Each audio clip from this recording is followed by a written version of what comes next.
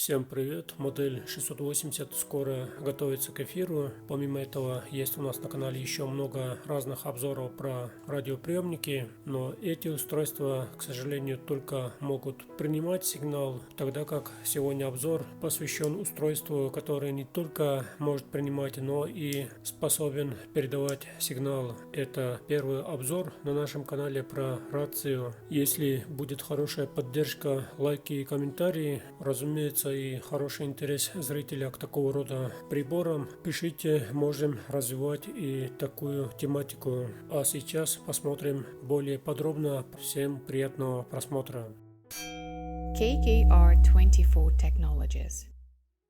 В комплект поставки входит скромная упаковка, есть и маркировка названия бренда, ну и основные технические параметры. В большей степени, куда бросается взгляд, это приличных 10 Вт мощности выходного сигнала. Внутри можем видеть маленькую книжку руководства пользователя на 6 популярных языков мира, радует в числе которых и наличие поддержки русского языка. Перевод, конечно, весьма посредственный. Название громкоговорителя со словом «оратор», хотя по смыслу, думаю, можно нормально догадаться. Есть и основные технические параметры, из числа которых самый важный – это частотный диапазон. Поэтому, прежде чем выходить в эфир, обязательно убедитесь в этих настройках, поскольку в зависимости от страны пользования есть свой перечень разрешенных коридора частотного диапазона. Особенно это касается для больших городов, где не допускается создавать помехи в жизнедеятельности важных органов радиосвязи. Для зарядки прибора поставляется такого плана док-станция. Это не блок питания, а обычный DC-DC преобразователь. Простыми словами, это блок преобразования низкого постоянного напряжения в более высокое постоянное напряжение. Поэтому для стабильной зарядки есть определенные требования по входному напряжению, чтобы ток был не менее 1 ампера.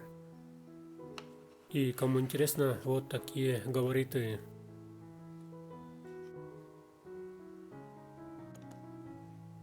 И длина USB провода примерно 90 сантиметров. Сверхвысокочастотная радиоантенна. Внутри можем видеть параметры рабочего диапазона. Антенна достаточно гибкая, и есть такое правило: если включать прибор без подключения антенны, то устройство можно вывести из строя. И длина такой антенны можете видеть у себя на экране. Также можете увидеть отличие от разъема BNC, ну и кому интересно, диаметр разъема.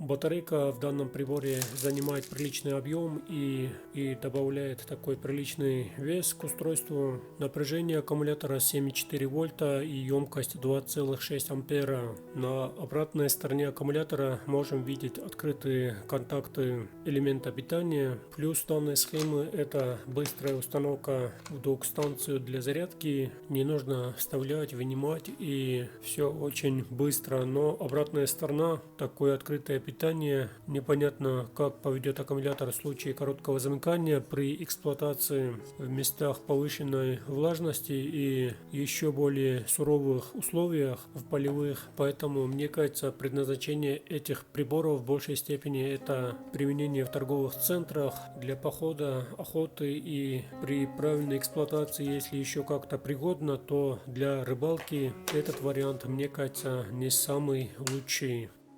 Для контроля зарядки также есть индикатор, который загорается зеленым цветом при полной зарядке и горит красным цветом при процессе зарядки. Токи потребления при зарядке 0,87 амперов, довольно высокий ток, и поэтому требования обязательны к блоку питанию не менее 1 ампера.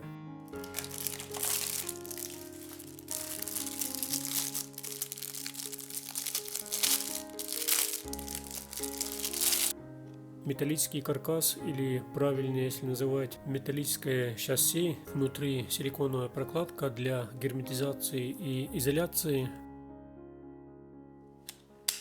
садится таким щелчком, все четко, одинаковые ровные щели, ну и на ощупь хорошее качество материала. Для пыли и влагозащищенности дисплей также располагается изнутри без каких-либо щелей и так далее. С нижней стороны можем видеть хороший механизм фиксации аккумулятора. Наверху прибора располагается световой индикатор, рядом гнездо подключения внешней антенны, далее кнопка регулятора включения-выключения рации, совмещенная с функцией регулировки громкости, и крайне немаловажная функция в приборе – функция фонарика. Справа располагаются разъемы для подключения аксессуаров и выход для программирования. Ну и из основных органов управления две кнопки снизу – это короткие нажатия переключения между радиостанциями, каналами. А при нажатии и удержании включаются вспомогательные функции в зависимости от того, на какой из функций радиостанция с помощью компьютера будет программирована. На передней части располагается микрофон. 16 радиоканалов – это максимально возможная группа радиостанций на этой модели.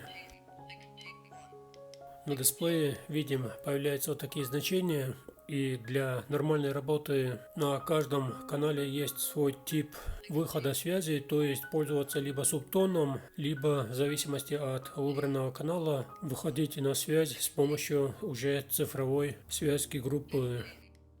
Правильнее говоря, это не способ выбора цифровой или аналоговой передачи речи, а именно способ, по которому будут открываться каналы. Но опять же, все настраивать, перестраивать, все придется делать только через компьютер, либо с помощью специального кабеля программируется основную радиостанцию, и с помощью него уже с одной рации прошивается по воздуху вторую рацию, третью, четвертую или весь последующий парк. То есть такой способ без больших усилий позволяет периодически быстро прошивать, обновлять весь парк станции.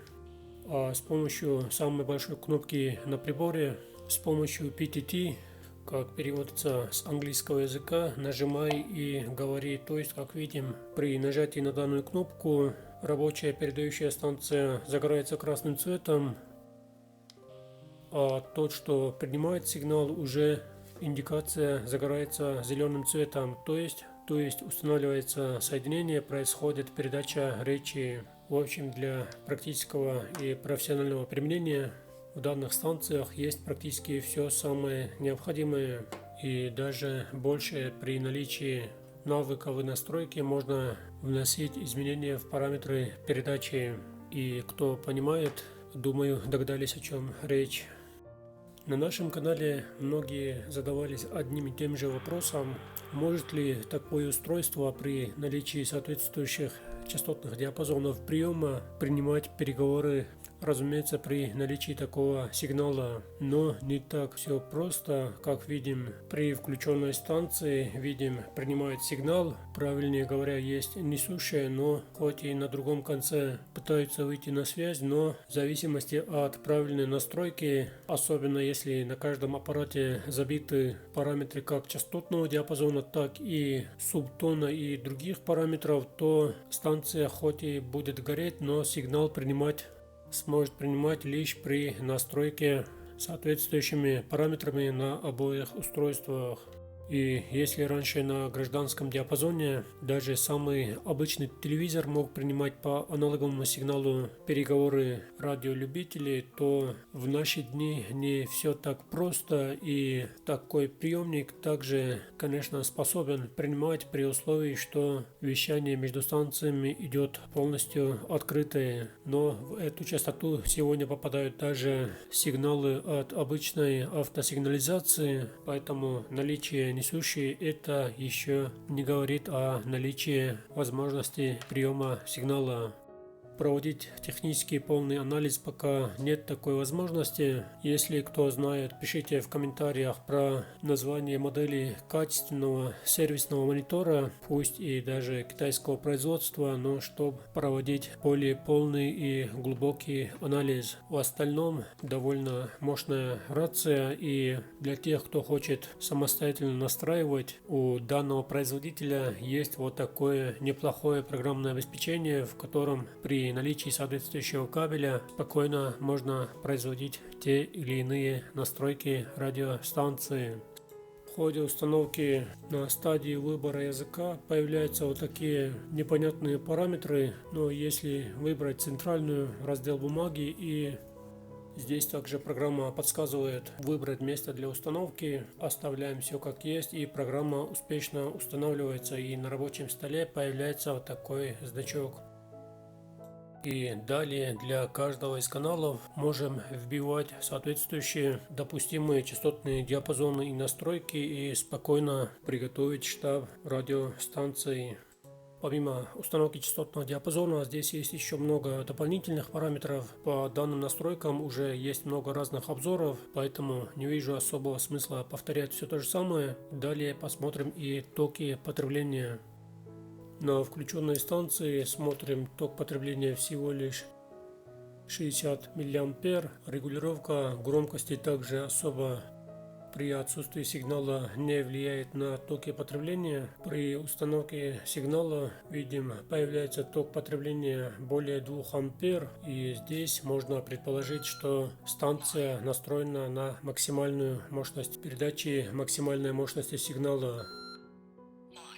На включенном фонарике ток потребления меняется не так сильно, несмотря на то, что уровень освещения здесь более чем достаточный для походов и других целей, но сравнивать, конечно, его с хорошим фонариком будет неправильно, а так очень хороший свет, особенно радует равномерный и собранный пучок света. Если кто успел на нашем канале заметить, то такой свет иногда попадает на кадр при тестировании всевозможных радиоприемников и других приборов для придания на картинке большего внимания зрителя к деталям. Спустя незначительное время, если не пользоваться прибором, то станция, можем наблюдать, переходит в режим энергосбережения, и ток потребления опускается даже меньше 10 мА. Хотя не все однозначно, поскольку потребление тока здесь, как видим, чередуется, и радиостанция пытается максимально снизить потребление тока. Кнопка PTT также видим, как организована гидроизоляция с помощью силиконовой уплотнительной вставки. Хотя конкретно эти радиостанции в сравнении с более старшими моделями данного бренда все еще не имеют максимальной защиты по проникновению воды и пыли вовнутрь прибора. Опробовано и качество передачи речи, реализовано все неплохо, и тест на расстоянии в 2-3 километра показывает отличный результат, а с появлением более теплой, благоприятной погоды проведем более полный тест на дальность как в условиях прямой видимости, так и в условиях сложного рельефа в высокогорном труднодоступном месте. В комплектации, пока не забыл, идет еще вот такой темляк для удобства пользования и переноски. Ну и для тех, кто желает носить рацию на поясе, в комплекте есть еще такая деталь, и это не просто защелка, а надежная фиксация болтами на приборе. В общем, все надежно. Буду очень рад, если напишите, какие из приборов выделяются хорошим качеством, хорошим функционалом при небольшом разбеге данной ценовой категории. Если есть практический опыт сравнения этой модели с другими аппаратами, также будет очень полезно для нас и для нашего зрителя. Оставайтесь с нами, спасибо за просмотр и до новых встреч!